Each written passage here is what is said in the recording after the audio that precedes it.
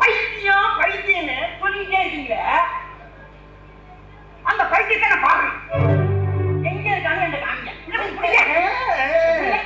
அவன் ஓடி சென்று அந்த சுவரின் மறைவில் ஒளிந்திருக்கிறான். நீ சென்றால் பிடித்து விடலாம். சுவருக்கு போறியா?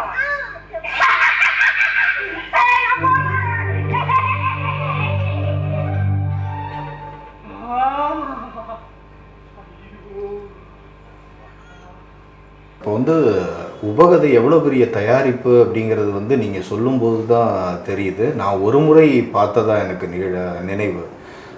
இந்த இடத்துல தான் ஒரு கேள்வி வருது. என்னன்னா, இந்த மாதிரி ஏற்கனவே இருக்கக்கூடிய எழுதப்பட்ட புராண வரலாறுகளாக இருந்தாலும் சரி, அதிகார வர்க்கத்தால் எழுதப்பட்ட வரலாறாக இருந்தாலும் சரி, அதில் மக்களுடைய வரலாற்றை வந்து எடுத்து வைத்து முன்வைத்து இடையீடு செய்கிற படைப்பாக இருக்குது.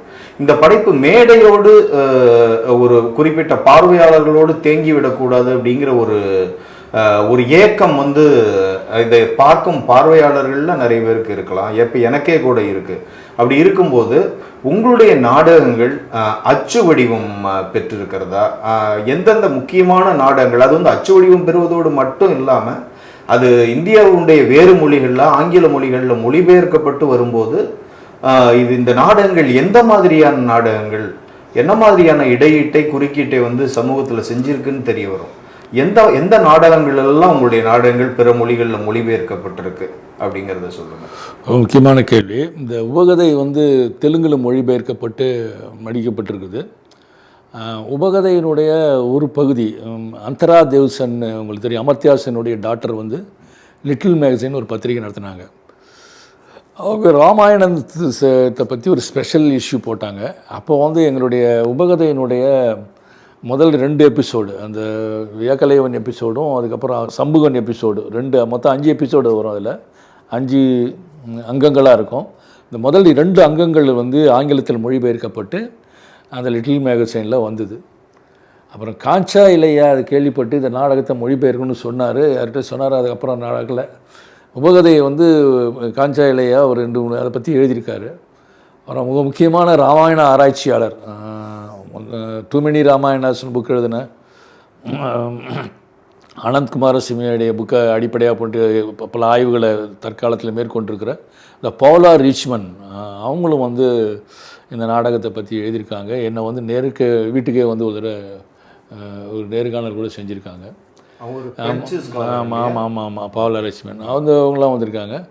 எங்களுடைய ஆரம்பகால வீதி நாடகங்கள், அறிவொளி இயக்கத்துக்காக பண்ண நாடகங்கள் எல்லா மொழியிலும் மொழிபெயர்க்கப்பட்டிருக்கு. இந்திய மொழிகளில் மொழிபெயர்க்கப்பட்டிருக்கு.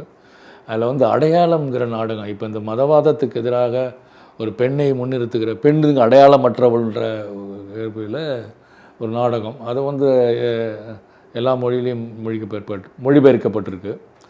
இப்போ சமீபமாக வந்து என்ன தமிழில் வந்து அச்சுக்கு வந்ததுன்னா, உபகதை நாடகம் வந்து மருதா பதிப்பகம் வெளியிட்டிருக்காங்க. இப்போ மறுபடியும் அது வந்து மருதா பதிப்பகம் பெரிய அளவில் இயங்கலை இப்போ பல காரணங்களால். இப்போ பாரதி புத்தகாலயம் அதை மறுபதிப்பாக கொண்டு வர இருக்கிறாங்க. அப்புறம் வந்து வேறு நாடகங்கள்னு சொன்னால், என்னுடைய வீதி நாடகத்தில் பயணம்ங்கிற வீதி நாடகம் வந்து மலையாளத்தில் மொழிபெயர்க்கப்பட்டு மலையாளத்தில் பப்ளிஷ் ஆகிடுச்சு. மலையாளத்தில் இருக்கிற எர்ணாகுளம் டிஸ்ட்ரிக்ட் லைப்ரரி மூமெண்ட், அந்த டிஸ்ட்ரிக்ட் லைப்ரரி மூமெண்ட் வந்து அந்த புத்தகத்தை வெளியிட்டிருக்காங்க. அதே மாதிரி தெலுங்கு உபகதையை வந்து ஆந்திர பிரஜா நாட்டிய மண்டலி வெளியிட்டிருக்கு.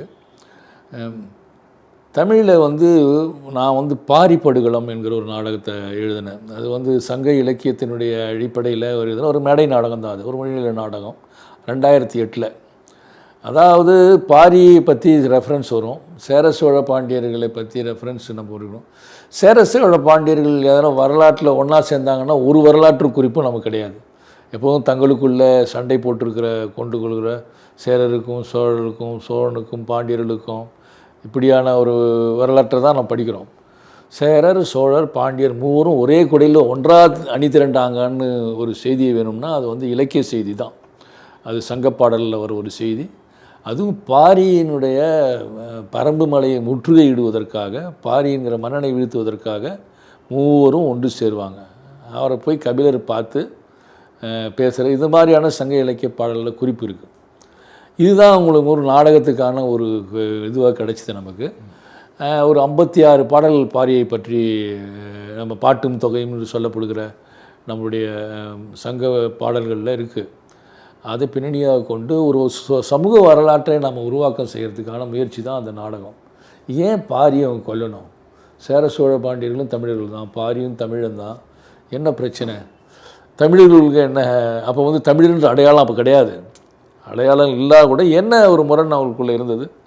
தமிழர்ன்ற அடையாளம் வந்து நவீன அடையாளம், நம்ம இன்றைக்கி பேசுகிற ஒரு அடையாளம். அதே மாதிரி அடையாளம் அன்றைக்கி கிடையாது. இருந்தாலும் கூட அவங்களுக்குள்ளே என்ன முரண் என்பது தான் அந்த நாடகத்தோட நோக்கம். முழுக்க முழுக்க ஒரு 2 மணி நேரம் நடக்கக்கூடிய நாடகம். தமிழ்நாட்டில் அது பாண்டிச்சேரி பல்கலைக்கழகத்துடைய நாடகத்துறை மாணவர்களுக்காக தயாரிக்கப்பட்டது. அது அவங்க என்னை இன்வைட் பண்ணியிருந்தாங்க. ஒரு கெஸ்ட் ப்ரொடக்ஷன், வெளியிலிருந்து ஒருத்தரை கூப்பிட்டு தயாரிக்க சொல்லுவாங்க. அந்த அடிப்படையில் நான் 2008 தேசிய நாடகப்பள்ளியோடைய மண்டல வள மையத்துடைய நிதி ஆதரவோடு ஒரு மாத காலம் அங்கே மாணவர்களோட ஒர்க் பண்ணி 3 நேரம் வேலை செய்து தயாரித்த நாடகம் அது. தமிழ்நாட்டில் ஒரு 13 இடத்துல அதை போட்டோம். அது வந்து சந்தியா பதிப்பகம் புத்தகமாக கொண்டு வந்திருக்கிறது. அதே மாதிரி வஞ்சியர் காண்டம்னு சிலப்பதிகாரத்தை மறுவாசிப்பு செய்யக்கூடிய ஒரு நாடகம். அது தேசிய நாடகப்பள்ளியினுடைய ஒரு மாத கால உண்டு உறைவிட பயிலரங்கில் தயாரிக்கப்பட்ட நாடகம். அதையும் இப்போ சந்தியா பதிப்பகம் வெளியிட்டிருக்கு. அன்னை காலமாக நான் வந்து 2017 செய்த மத்தவிலாச பிரகசனம்ங்கிற ஒரு நாடகம். அது ஒரு வரலாற்று நாடகம், வடமொழியில் எழுதப்பட்ட நாடகம். அதை நான் தமிழில் ஏற்கனவே தமிழாக்கம் ஆங்கில மொழியாக்கம்லாம் இருக்குது. அதன் அடிப்படையில் வைத்து அதை ஒரு தழுவல் ஒர்க்கு, தழுவல்ன்ற வார்த்தையை விட வருவிக்கப்பட்ட வேலைன்னு நம்ம சொல்லுவோம், டெரிவேட்டிவ் ஒர்க்குன்னு. ஒன்றிலிருந்து ஒன்றை வேறொன்றாக உருவாக்க முயற்சி செய்வது. தழுவுதல்ங்கிறத விட இது இன்னும் கொஞ்சம் ஆழமான பொருள் உள்ளது. வருவிக்கப்பட்ட வேலைன்னு சொல்லலாம், டெரிவேட்டிவ் ஒர்க்குன்னு. அதை மாதிரி ஒரு மத்தவிலாச பிரகசனத்தை பண்ணியிருக்கேன். அதையும் சந்தியா பதிப்பகம் வெளியிட்டிருக்கு. இப்போ ஒரு 3 தொகுப்புகள் இப்போ வந்து தயாராகிட்டுருக்கு. அது சந்தியா அடுத்து வெளியிடுவாங்க. அதில் வந்து யானை காணாமல் ஆகிறது அப்படிங்கிறது அருகி முரகாமியோட எலிஃபண்ட் வானிஷ்ன்ற ஷார்ட் ஸ்டோரியை அடிப்படையாக கொண்டு உருவாக்கப்பட்ட ஒரு நாடகம் அது. அப்புறம் வந்து கூக்குரல் என்கிற ஒரு நாடகம். இன்றைக்கி வந்து முதிய மக்களுக்கும் சமூகத்துக்கு இருக்கிற உறவு பற்றி, முதியோர்களுக்கும் சமூகத்துக்கு செல்வகுப்பு இருக்கிற கண்ணோட்டத்தை பற்றிய ஒரு நாடகம். ஒரு 5 கள ஆய்வின் அடிப்படையில் 5 கேஸ் ஸ்டடீஸ் அடிப்படையில் உருவாக்கப்பட்ட நாடகம். அதெல்லாம் இப்போது நூலாக வர வாய்ப்பு இருக்குது. பயணம் நாடகம் தான் பாரியினுடைய கதை அணுகு. பயணம் வந்து ஒரு வீதி நாடகம். அது வந்து புலம்பெயர் மக்களை பற்றிய கதை. கிராமங்கள்லேருந்து நகரத்துக்கு பிழைப்பதற்காக வர்றாங்கல்ல, அவங்கள பற்றிய கதை. 1 மணி நேரம் நாடகம். பாரி படுகளம் வந்து முழுக்க முழுக்க சங்க இலக்கிய கடந்த கால வாழ்க்கை சூழலில் சொல்லப்படுற ஒரு நாடகம். பாரி படுகளமும் பரவலாக சென்று சேர்ந்து. ஆமாம், ஒரு 13 இடங்களில் நடந்த நாடகம். இப்போ வந்து இப்போ இங்கே நான் ஒரு குறுக்கீடாக கேட்குற கேள்வி என்னென்னா, இப்போ வந்து சு. வெங்கடேசன் வேள்பாரி எழுதுவதற்கு முன்பு உருவாக்கப்பட்ட ஒரு நாடகம்னு சொல்லலாம். ஆமாம் ஆமாம் ஆமாம். அதை முக்கியமாக 2008 ரெண்டாவது அந்த நாடகம் பல முன்மாதிரிகளை முன்வைக்குது. பிறப்புக்கும் எல்லா உயிருக்கும் என்பதை பாரி வந்து சொல்லுவோம். பாரியோட காலத்துக்கு பின்னால் தான் நீங்கள் திருக்குறள்லாம் வருதுன்னு வச்சுங்க. இருந்தால் கூட பிறப்புக்கும் எல்லா உயிருக்குன்ற கோஷமாக சொல்லுவோம். அது அந்த ஒவ்வொரு பழங்குடி மக்கள், அந்த வேளிர்குடி மக்கள் வந்து அமாவாசை இரவில் வந்து முன்னோர் வழிபாடு செய்வாங்க. முன்னோர் வழிபாடு செய்கிற போது போர் அச்சுறுத்தலுக்கு எதிராக அவன் வந்து பேசுவான். பிறப்புக்கும் எல்லா உயிருக்கும்ங்கிற அது வந்து பெரிய கோஷமாக அந்த நாடகத்தில் வலுவாக இருக்கும். அது ரொம்ப ஹைலைட் ஆச்சு. அதுக்கப்புறம் 2010 நடக்கிற செம்மொழி மாநாட்டில் பிறப்புக்கும் எல்லா உயிருக்கும் முத்திரை வாசகமாக வச்சாங்க.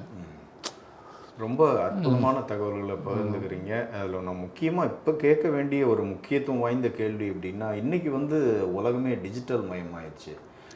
சமூக காணொளி தளங்கள் நிறைய வந்துட்டு எது ஒன்றையும் வந்து ரொம்ப சுருக்கமாக காட்சி வடிவாக பார்க்குறதுக்கு எல்லாரும் தயாராக இருக்காங்க. அப்படிப்பட்ட சூழ்நிலையில் வீதி நாடகங்களுக்கான அந்த வெளிங்கிறது குறைஞ்சு போய் ரொம்ப அந்த வடிவமே வந்து ஒரு தேய்மானத்தை நோக்கி போய்கிட்டு இருக்கா. அதனால தான் சென்னை கலைக்குழு மேடையை நோக்கி நகர்ந்துருக்கா. இது ரொம்ப முக்கியமான கேள்விகள், ரொம்ப நியாயமான கேள்விகள் கூட. இந்த சந்தேகம் எல்லாருக்கும் இருக்கும். ஆனால் என்னென்னா 2-3 கேள்விகள் இருக்குல்ல. சென்னை கலைக்குழு இப்போ வீதி நாடகத்துடைய செயல்பாடுகள் குறையுதுன்னா நிச்சயமாக முன்பு போல வீதி நாடக செயல்பாடுகள் அதிகமாக இல்லை, அது ஒத்துக்கலாம். ரெண்டாவது, சென்னை போன்ற பெருநகரங்கள்லேயே 30 வருடங்களுக்கு முன்னால் நாங்கள் வீதி நாடகம் பண்ணுற இடத்துல இன்றைக்கி பண்ணவே முடியாது. இந்த பேர்கள்லாம் சொல்கிறேன், சென்னை வாசிகளுக்கு தெரியும். மயிலாப்பூர் மாங்கொல்லைங்கிறது மயிலாப்பூரில் வந்து வடக்கு மாட வீதியும் கிழக்கு மாட வீதியும் முற்ற இடம். அது ராஜா சில்ஸ் அங்கெல்லாம் இருக்கும். இன்றைக்கெல்லாம் அங்கே நிற்கக்கூட முடியாது, அவர் அவ்வளோ கமர்ஷியலைஸ் ஆகிப்போச்சு. அதே மாதிரி தெற்கு மாட வீதியும் கிழக்கு மாட வீதி முற்று அந்த சித்திரகுளத்துக்கு கீழே இருக்கிற காந்தி சிலையாண்ட நாடகம் பண்ணுவோம். இப்படியும் வருஷத்துக்கு 4-5 தடவை பண்ணுவோம் அங்கெல்லாம். அதே மாதிரி மந்தவெளி மார்க்கெட்டில் பண்ணுவோம், திருவல்லிக்கேணி தேரடியில் பண்ணுவோம், நாகப்பர் தெருவில் நாகப்பையர் தெரு பழைய பேர் நாகப்பர் தெரு, அப்புறம் வெங்கட்ரத்னம் தெரு, இங்கெல்லாம் வந்து நாடகம் நாங்கள் பண்ணியிருக்கோம். இந்த மாதிரி சென்னையில் கிட்டத்தட்ட ஒரு 30-40 இடங்கள் நாங்கள் சுலபமாக அடிக்கடி பண்ணக்கூடிய லாய்ட்ஸ் ரோடு, திருவான்மியூர், அதான் திருவான்மியூருடைய வடக்கு மாட வீதி குளத்துக்கு பக்கத்தில், திருவொற்றியூர் தேரடி, எர்ணாவூர் கேட்டு திருவொற்றியூரில், விம்கோ நகரில், அப்புறம் வந்து வஉசி நகர், தண்டையாப்பேட்டை. ஒரு வளர்ச்சி நடக்குது, மக்கள் தொகை பெருகுது, பெரிய அளவில் இருந்தாலும் வச்சுக்கல. அந்த வளர்ச்சி வந்து நிறைய மக்கள் வச்சுக்கிறாங்களே தவிர எளிய மக்களுடைய புழங்குமிடங்கள்லாம் அவங்க வந்து பறிக்கப்படுகிறது.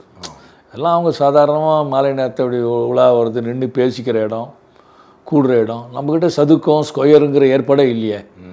இப்போ நீங்கள் மேற்கு நாடுகள்லாம் போனீங்கன்னா அந்த சதுக்கம் அல்லது ஸ்கொயர் என்று சொல்லக்கூடிய இடம் பொதுமக்கள் கூடுகிற இடம் அப்படிலாம் இருக்கும். போனால் இங்கே கூடுற இடம்னா சந்தைக்கு தான் கூட வேண்டியிருக்குது, பொருள் வாங்கிறதுக்கு தான் கூட வேண்டியிருக்குது, சாதாரணமாக கூடுறதுக்காக வாய்ப்பு இல்லை. அதெல்லாம் போயிடுச்சு. அது எங்களுடைய நாடகம் நடத்துகிற இடமே வந்து இப்போ என்ன 20 அடி ரோடு அல்லது 15 அடி ரோடில் தான் நடத்த முடியுது வீதி நாடகங்கள்லாம்.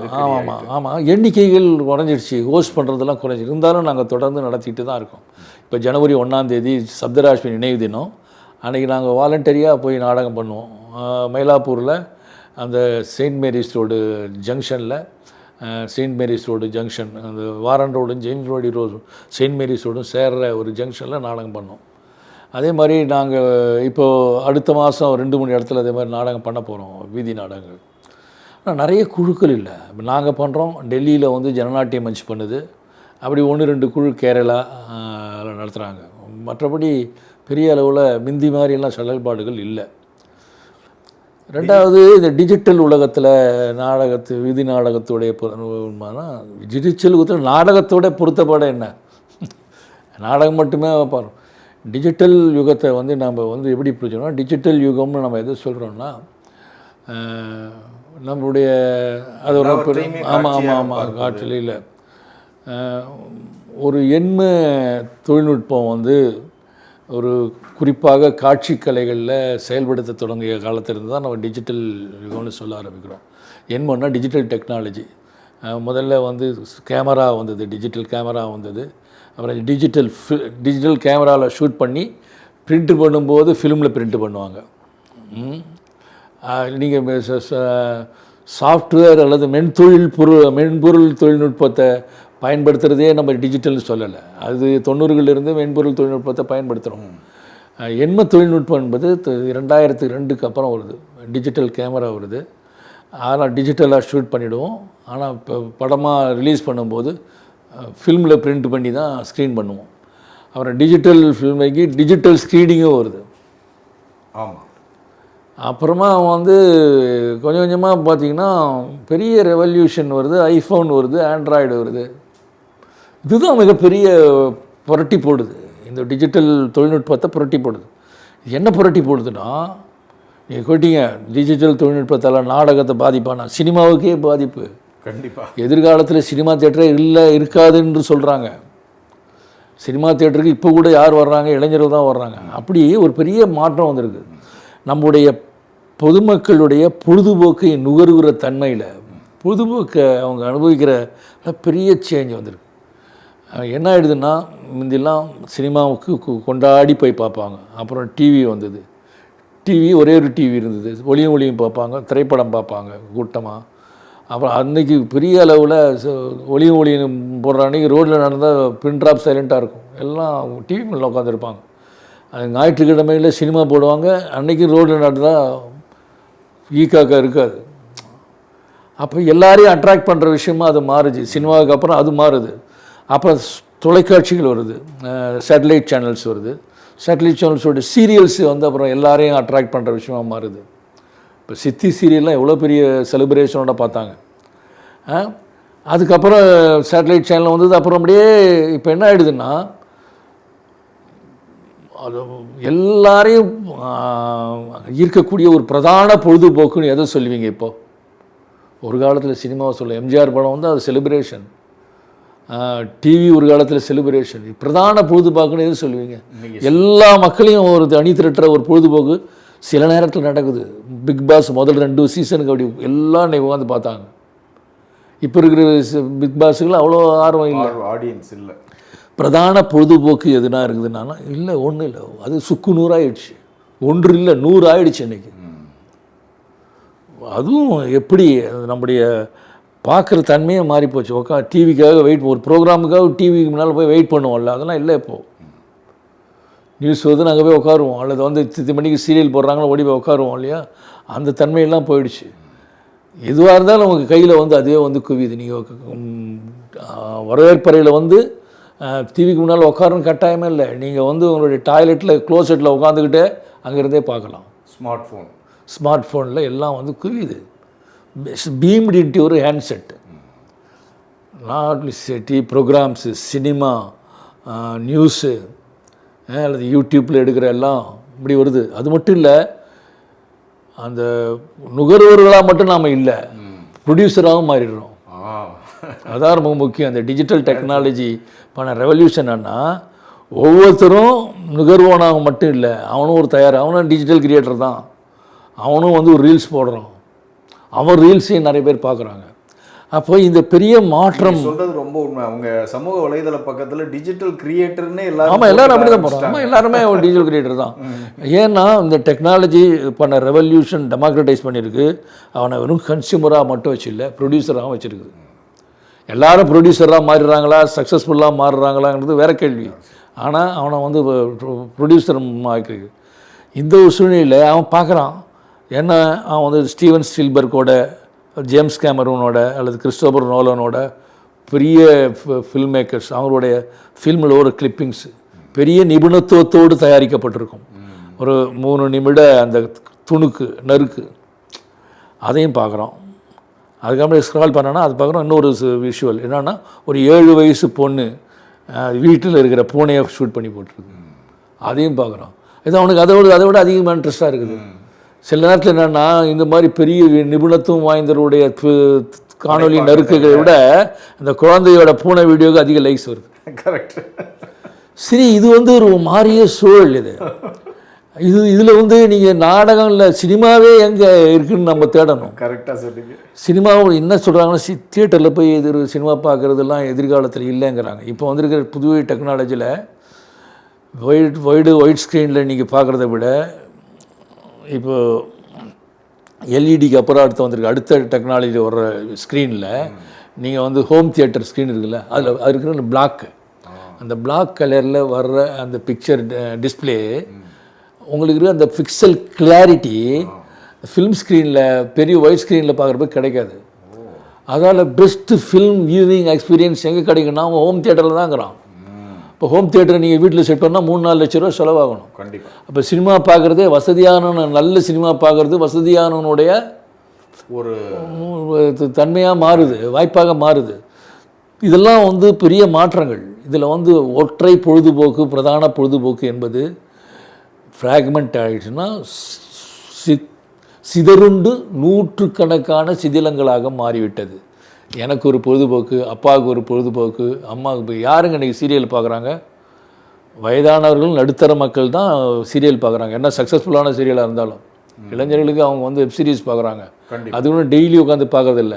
ஒரு சனிக்கிழமை உட்காந்து 2 சீசனும் 36 மணி நேரம் சேர்ந்த மாதிரி பார்க்குறான். என்னோடய சன்லாம் 22 மணி நேரம் சேர்ந்த மாதிரி பார்க்குறான். பார்த்துட்டேன்றான். ஆனால் இப்படின்னா 2 சீசன் கிட்டத்தட்ட 11 22 எபிசோடு, ஒன்று 1 மணி நேரம். அந்த மாதிரி பார்க்குற தன்மை மாறி இருக்குது. இந்த நேரத்தில் அவங்களுடைய சாய்ஸ் வேறு, இவங்களுடைய சாய்ஸ் வேறு, இவங்களுடைய சாய்ஸ் வேறு. இப்போ நாடகம் இதில் வந்து எப்படி, இதை வந்து நாங்கள் பெரிய கேள்வி. இதை நாங்கள் எல்லா இடத்துலையும் மாணவர்களிடத்துலையும், அதில் நடிப்பு பயில்கிற மாணவர்களிடத்தையும், நாடகம் பயில்கிற மாணவர்களிடத்தையும் சொல்லுகிற விஷயம் தான்.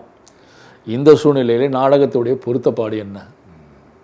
இதுதான் டிஜிட்டல் ரெவல்யூஷன் நடந்த இந்த எண்ம புரட்சியில் உங்கள் பொழுதுபோக்கே இப்படி மாறி இருக்கிற போது எல்லாமே அவன் ஹேண்ட்செட்டில் வந்து குவியுது, பாய்ச்சப்படுது.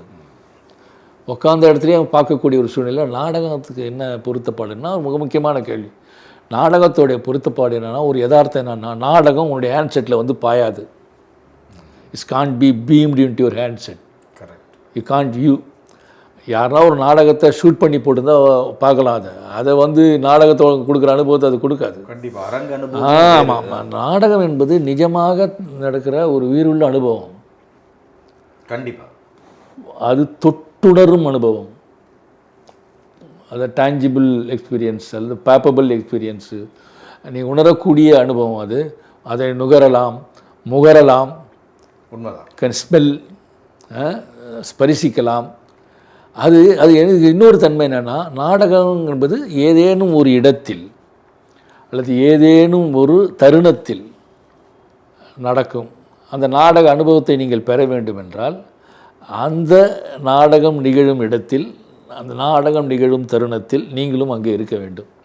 இந்த கால இட ஓர்மை தான் உங்களுக்கும் நாடக நிகழ்வுக்கும் ஓர்மை தான் வித்தியாசமானது. இது வந்து வேறு எந்த வடிவமும் கலை வடிவமும் கொடுக்காது. நீங்கள் நீங்கள் சினிமாவில் பார்க்குற அந்த விஷுவல் இருக்குல்ல, ரஜினிகாந்த் படம், அதில் ஒரு வருஷத்துக்கு முன்னாடி எடுத்தது. இப்போ பார்க்கலாம், அது நாளைக்கும் பார்க்கலாம். நாடகத்தை ஷூட் பண்ணதை பார்க்கலாமே தவிர அது அந்த அனுபவத்தை கொடுக்காது. நிகழும் போதே பார்க்குறது தான். இது வந்து லைவ் மியூசிக்கு, லைவ் கன்சர்ட்டுக்கு ஒரு எதிர்காலம் இருக்கிற மாதிரியும் நாடகத்துக்கும் ஒரு எதிர்காலம் இருக்குது.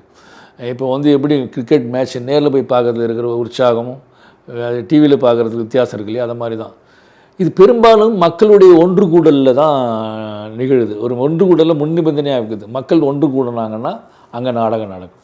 நாடகம் நடக்கிறதுக்காக மக்கள் அங்கே ஒன்று கூடணும். இந்த ஒன்று கூடலும் ஹியூமன் கேதரிங்கும் நாடக நிகழும் ஒன்றை ஒன்று சார்ந்து இருக்கிறது. அப்போ இது மாதிரி ஒரு மனித செயல்பாடில் மனித இன தேவைகள் இருக்குது. மக்கள் ஒன்று கூடல் என்பது, கம்யூனிட்டியாக ஒன்று கூடல் என்பது தேவைகளோடு இது புரிந்திருக்குது. மனித ஒன்று கூடல் என்றென்று இருக்குமோ அதுவரை நாடகம் இருக்கும். ஆனால் அது ஒரு காலத்தில் பிரதான பொழுதுபோக்காக இருந்துச்சு. 100 வருஷத்துக்கு முன்னால் நாடகம் தான் பிரதான மையமான பொழுது. அதுபோல் இன்றைக்கி இல்லை, எதுவுமே இன்றைக்கி இல்லைங்கிறது தான். இது வந்து கலைக்குழுவும் வந்து இப்போ பார்வையாளர்களை ஒருங்கிணைக்க வேண்டிய ஒரு இடமா மேடை மாறி. ஆமாம் ஆமாம் ஆமாம், கேதரிங் தேவைப்படுது இல்லை, கேதரிங் சமூகத்துக்கும் தேவைப்படுது. நோக்கி நகர்ந்ததுக்கு அது மேடை நோக்கி நகர்ந்தது மட்டும் இல்லை, வீதி நாடகங்கள் குறைந்து போனதுக்கு ஹோஸ்ட் பண்ணது குறைஞ்சி போச்சு. ஆனால் வீதி நாடகம் நாங்கள் தொடர்ந்து செய்கிறோம். வீதி நாடகத்துக்கு மட்டும் ஒரு ஹோஸ்ட் வேணும், ரொம்ப முக்கியம். பாருங்கள், வீதி நாடகத்தை ஒரு நாடகக்குழுவே போய் பண்ண முடியாது. ஏன் நாடகத்தை இங்கே வந்து பண்ணுறேன்? ஏன்னா அது நாடகத்தில் நாங்கள் பல கேள்விகள் எழுப்புகிறோம். அந்த கேள்விக்கு சொந்தம் கொண்டாடக்கூடியவர்கள் இருக்கணும். அப்போது அதை தொடர்ந்து ஒரு செயல்பாடு இருக்கணும், ஒரு செயல்பாடு இருக்கணும். அந்த செயல்பாடு நீங்கள் வந்து சமூகத்துக்கு பெரிய கேள்வி கேட்டுட்டு போயிட்டீங்கன்னா, ஆமாம், அந்த கேள்விகளை தொடர்ந்து இருக்கிற அங்கே ஒரு செயல்பாடு இருக்கணும். அந்த செயல்பாடை ஏந்தி செல்கிற ஒரு இது இருக்கணும். அதோடு தொடர்புடையது தான் அந்த ஹோஸ்ட் வேணும். ரெண்டாவது, வீதி அப்போ தான் ஒரு பாதுகாப்பான சூழலாக இருக்கும். நாங்கள் செய்யக்கூடிய நாடகங்கள் ஹோஸ்ட்னு சொல்லக்கூடியதா நீங்கள் தொடர்ந்து என்கிற இயக்கங்கள் செயல்பாட்டால் எந்த இயக்கம் வேணாலும் ஒரு செயல்பாட்டு குழு. இப்போ வந்து பள்ளிக்கரணையில் அந்த சதுப்பு நிலத்தை பாதுகாக்கணும் அப்படிங்கிற ஒரு செயல்பாடு இருந்துச்சுன்னா அங்கே ஒரு வீதி நாடகம் நடத்தணும். பெருசாக பண்ணிட்டு போகிறோன்னா என்ன அர்த்தம்? அது அந்த செயல்பாட்டாளர்கள் அங்கே ஒரு செயல்பாடு வைக்கணும், அங்கே அந்த செயல்பாடோடு தொடர்புடையணும். இந்த மாதிரி அது ஹோஸ்ட்டுங்கிறது அந்த ஒரு அர்த்தத்தில் புரிஞ்சுக்கணும். ரெண்டாவது, அந்த பகுதி மக்களோடு தொடர்புடையவளாக இருப்பாங்க அவங்க. அப்போ அந்த கம்யூனிட்டியிலேருந்து எங்களை கூப்பிடுற மாதிரி ஆயிடுறாங்க. அவன் தான் ஹோஸ்ட். இப்போ வந்து சபான்னு நிறுவனம் இருக்குது, அது வந்து மேடை நாடகத்தை கூப்பிடுது இல்லையா? இப்போ வீதி நாடகத்தை யார் கூப்பிடுவாங்க? நாரதகான சபா இருக்குது, கிருஷ்ணகான சபா இருக்குது, ஆர்ஆர் சபா இருக்குது. இவங்க வந்து மேடை நாடகங்களை போடுறதுக்கு கூப்பிட்றாங்க. அதே மாதிரி வீதி நாடகங்களை கூப்பிடுவதற்கான இந்த மாதிரியான செயல்பாட்டு தளங்கள் தான். அவர்கள் வந்து செயல்பாடுகள் குறையிறதால வீதி நாடகமும் குறையுது. இந்த இடத்துல ஒரு கேள்வி. இப்போ தேசிய நாடகப்பள்ளி நாடகக்கலையை ஊக்குவிக்கிற வளர்க்கிற தேசிய நாடகப்பள்ளி வீதி நாடகத்துக்கு மாற்று நாடக வடிவங்களுக்கு எந்த அளவுக்கு பின்னால் இருந்து உதவி செய்கிறது? எதுக்கும் வீதி நாடகங்களுக்கு எந்த நிறுவனங்களும் உதவி செய்யறதில்லை. ஆனால் அரசாங்கம் வந்து வீதி நாடகம் நடத்தணும்னு நிறைய பணம் செலவு பண்ணுது. பெரும்பாலும் வீதி நாடகத்துக்காக என்னப்பா இந்தியாவில் மத்திய அரசும் சரி மாநில அரசும் சரி வீதி நாடக குழுக்களுக்கு வீதி நாடகத்தின் மூலமாக விழிப்புணர்வு ஊட்டுறதுக்காக ஒரு பெரிய பணம் செலவு பண்ணுறாங்க. ஐஇசின்னு ஒரு ஸ்கீம் இருக்குது, எல்லா ஒரு டிபார்ட்மெண்ட்லேயும் எல்லா மினிஸ்ட்ரியிலும், இன்ஃபர்மேஷன் எஜுகேஷன் கம்யூனிகேஷன் ஒவ்வொரு மினிஸ்ட்ரியிலும் இருக்குது. அதுக்குள்ள வந்து அவங்க மக்கள் மத்தியில் அவங்களுடைய திட்டங்களை கொண்டு வருது. அதனால் வீதி நாடகங்களை பயன்படுத்துறதெல்லாம் இருக்குது. அது செய்கிறவங்க யாரெல்லாம் ஒருத்தர் இருப்பாங்க, அவரு அந்த பணத்தை வாங்கிட்டு செய்கிறது, சிலது சரியாக செய்வாங்க, சரியில்லாமையும் செய்வாங்க. அந்த மாதிரி வீதி நாடகத்துடைய தன்மை மாறி இருக்குது. ஆனால் வீதி நாடகம் என்கிற கலை வடிவம் வளர்வதற்கு, அந்த நாடக செயல்பாடு வளர்வதற்கு தேசிய நாடகப்பள்ளியோ யாரோ எந்த விதமான உதவியும் செய்யலை. இப்போதுதான் நாடகம்ங்கிற அந்த வடிவத்தை பயிற்றுவிக்குவதற்கு உங்களை மாதிரியான ஆளுமைகள் அழைக்கப்படுறாங்க. இப்போ வந்து அந்த மாதிரியான வகுப்பு எடுப்பதற்கெல்லாம் கூப்பிடுறாங்க. அது வீதி நாடகம் என்பது ஒரு கலையாக இருக்குது என்பது, அதை பற்றி ஒரு கற்கை நெறியில் புலமைசார் நெறியில் அது அக்கறை எடுத்துக்கொண்டு அதை பற்றி ஆய்வு நடத்துகிறாங்க. அதெல்லாம் அந்த மாற்றங்கள்லாம் நடந்திருக்கு. வீதி நாடகத்தை ப்ரமோட் பண்ணி கோர்ஸாக நடத்தலை, இன்னும் கோர்ஸாலாம் இன்னும் மாறலை. அது ஒரு முக்கியம். ரெண்டாவது வந்து அது கோர்ஸாக மாற வேண்டிய தேவையில்லை. அது ஒரு விதமான செயல்பாடோட தொடர்புடையது. அது பேஷன், உங்களுக்கு வந்து ஈடுபாடு தான் வேணும், அதில் ரொம்ப முக்கியம். அதில் வர நம்பிக்கை. நீங்கள் என்ன சொல்லும்போது எனக்கு கமல்ஹாசனோட ஞாபகம் வருது. அவர் அன்பே சிவத்தில் உங்களுடைய சென்னை கலைக்குழுவை வந்து முழுமையாக பயன்படுத்திக்கிட்டாரு. உங்களுடைய ஒரு நாடகத்தினுடைய ஒரு பகுதியவே வந்து அன்பே சிவம் படத்தில் வச்சார். அது பற்றி சொல்லுங்கள். கமல்ஹாசனோடு இணைந்து செயல்பட்ட அன்பே சிவம் படத்துக்காக செயல்பட்ட விஷயத்தை. கமல்ஹாசனோடு நான் சேர்ந்து செயல்பட்டது ஒரு ரொம்ப முக்கியமான அனுபவம் தான். அது முக்கியமான கட்டம். அது அன்பே சிவம் படத்தை வந்து அவங்க கதை தயாரிப்பு நடந்து கொண்டிருக்கிற போது அவர் ஏற்கனவே ஒரு கதையை அவங்க திட்டமிட்டாங்க. அதில் 2 பாத்திரங்கள் சேர்ந்து பயணம் செய்கிறாங்க. வேறு ஒரு இன்னொரு படத்திலேருந்து அந்த இன்ஸ்பிரேஷன் கூட எடுத்துருக்கலாம். 2 பேர் சேர்ந்து பயணம் செய்கிறாங்க. 2 பேரும் எதிர் துருவங்களை சேர்ந்தவங்க. ஒருவர் வந்து ஆட் ஃபில்ம் மேக்கர் அப்படின்னாரு, இன்னொருத்தர் ஆக்டிவிஸ்ட் என்னும்போது அவர் எதிர் துருவமாக என்னத்தை நம்ம யோசிக்கிறது? ஆட் ஃபில்ம் மேக்கருக்கு எதிர் துருவம் என்ன அப்படின்னு வீதி நாடகம் பண்ணதா நல்லா இருக்குமா அப்படின்னு யோசிக்கிறாங்க. நல்லா தான் இருக்கும் அப்படின்னு சொல்லிட்டு அந்த ஆரம்ப நிலையில் அவங்க வந்து இப்போ வீதி நாடகத்தை பற்றி தெரிஞ்சுக்கணும் தான் என்னை வந்து கமலஹாசன் கூப்பிட்டார். அதுக்கு முன்னாலே எனக்கு ஒரு அறிமுகம் உண்டு. கோமல் சாமிநாதன் மூலமாக ஒரு தடவை பார்த்துருக்கேன், வேறு சில விஷயங்களுக்கெல்லாம் பார்த்துருக்கேன். இவர் கூப்பிட்டதும் என்கிட்ட சொன்னாங்க, காலையில் 10 மணிக்கு போனால் ஒரு 10 மணிலேருந்து மீட்டிங்கு. நான் என்ன 10 மணிக்கு போனால் மத்தியானம் 2 மணிக்கு வீட்டுக்கு வந்துடுவோம் அப்படின்னு. நான் மயிலாப்பூரில் தான் அப்போ இருக்கேன், அழ்வார்பேட்டை ஆஃபீஸ் தான் போகிறேன். நான் ஒரு 2 o'clock வந்துடும்னு பார்த்தேன். இல்லை லஞ்ச் சாப்பிட்டு லஞ்சுக்காக அந்த டிஸ்கஷன் போகுது. ஒரு நாளுங்கிறது 2 நாள். ஒரு நாடகம்லாம் எப்படி இருக்குன்னு பார்க்கணுன்னு அவர் விரும்பினார். 2 நாள் டிஸ்கஷன் முடிஞ்ச பிறகு 3ஆவது நாள் நாடகம் எப்படி இருக்குன்னு பார்க்குறதுக்கு அரேஞ்ச் பண்ணோம். நாடகம் பார்த்தாரு. அப்புறம் அந்த கதையுடைய பகுதியாகவே என்னை கூப்பிட ஆரம்பிச்சிட்டார். ஒட்டுமொத்த கதையே மாறிடுது. அவன் வீதி நாடக கலைஞனாக மாறுறான். அவங்க கதைப்போக்கில் நிறைய மாற்றங்கள், எங்கள் நாடகத்தில் இருக்கிற சில கதைப்போக்கை அப்படியே வந்து உள்வாங்கிக்கிறாரு. இப்படி நிறைய மாற்றங்கள் கதை நடந்தது. அப்போ அந்த ஒழுக்கம் ஒட்டும்போது அந்த கதை இலாக்காவில் நான் தொடர்ந்து வேலை செய்கிறோன்னா மாறுறேன். ஒரு கட்டத்தில் இதில் ஒரு வீதி நாடக காட்சி வருது, அது நீங்கள் தான் பண்ணணுன்னாங்க. வீதி நாடக காட்சின்னா எவ்வளோ டியூரேஷனில் பண்ண போகிறேன்னா, அதுக்கப்புறம் அவர் 2 பேசுனதில் ஒரு சாங் ஃபார்மில் மாறிடலாம் பண்ணலாமேன்னா, என்ன டியூரேஷனாக எவ்வளோ வேணால் வச்சுக்கலான்னாரு. இருந்தாலும் வந்து ஒரு 10 நிமிஷத்துக்குள்ளே இருந்தால் நல்லா இருக்கும்னு மியூசிக் டைரக்டர்லாம் சொன்னாங்க. ஆனால் நாங்கள் 8 நிமிஷத்தில் திட்டமிட்டு ஒரு வீதி நாடகத்தை கற்பனை பண்ணி பாடலாகவே அதை பண்ணி கொடுத்தோம். அது வந்து அதை வடிவமைக்கிறதுன்றதும் ஒரு பாடலுக்கு வந்து காட்சி அமைக்கிறது வந்து டான்ஸ் மாஸ்டர் தான், அந்த பிருந்தா மாஸ்டர் தான். ஆனால் என்ன சொல்லிட்டாரு சுந்தர்சி டைரக்டரும் சரி கமல்ஹாசன் சரி, இவர் கூட நீங்கள் வந்து மேடம் பிருந்தா வச்சுக்கிட்டு எப்படி இருக்குன்னு பண்ணுங்கன்னாங்க. ஏன்னா முழுக்க அது பாடல் காட்சியை வடிவமைக்கிறது விஷயம் இல்லை, நாடகம் தான். அப்போ முழுக்க நான் தான் பண்ணேன். பிருந்தா மாஸ்டர் என்னோட கூட இருந்து சில இடங்களில் அசைவுகள் இருக்கிற இடம் மட்டும் அவங்க ஒர்க் பண்ணாங்க. மற்றதெல்லாம் அந்த வடிவமைக்கிறதெல்லாம் நான் தான் பண்ணேன். அது ஒரு 7-8 நாள் ஆச்சு. ஒரு 40 நாள் மேலே அதில் வேலை செய்தேன். அதுக்கப்புறம் அந்த படத்துக்கு நல்ல ஒரு பேசப்பட்டது, கமர்ஷியலாக பெரிய இது ரிட்டர்ன் வரலையே தவிர நல்ல பெரிய அளவில் பேசப்பட்ட படம். அதுக்கப்புறம் விருமாண்டிலேயே நான் சேர்ந்து வேலை செஞ்சேன். விருமாண்டியில், மும்பை எக்ஸ்பிரஸில், தசாவதாரத்தில் இது வரைக்கும் அவரோட சேர்ந்து வேலை செஞ்சேன். விருமாண்டியில் டிரெக்ஷன் டிபார்ட்மெண்ட்டில் இருந்தேன், ஸ்கிரிப்ட் டிபார்ட்மெண்ட்டில் இருந்தேன். அதை செகண்ட் அசிஸ்டன்ட் டைரக்டர்னு சொல்லுவாங்க. விருமாண்டியில் படம் ஆரம்பத்திலேருந்து படத்துக்கு சப்டைட்டில், இங்கிலீஷ் சப்டைட்டில் போட்டு கொண்டாந்து பிரிண்ட்டு, படம் ரிலீஸ் ஆகிடுச்சு, 1 மாதம் ஓடிட்டுருக்கு. படத்துக்கு இங்கிலீஷ் சப்டைட்டில் போட்டு வந்து கொடுக்குற வரைக்கும் நான் பெரிய லெங்க்தியான பீரியட் வேலை செஞ்சேன். ஆமாம், செகண்ட் அசிஸ்டன்ட் டைரக்டராக. ஃபஸ்ட் அசிஸ்டன்ட் டைரக்டர் வந்து சந்தானா பாரதி. அப்படி வேலை செஞ்சேன். அது ஒரு முக்கியமான அனுபவம் தான். அதுக்கப்புறம் வேறு சில திரைப்படங்கள்லையும் வேலை செஞ்சுருக்கு.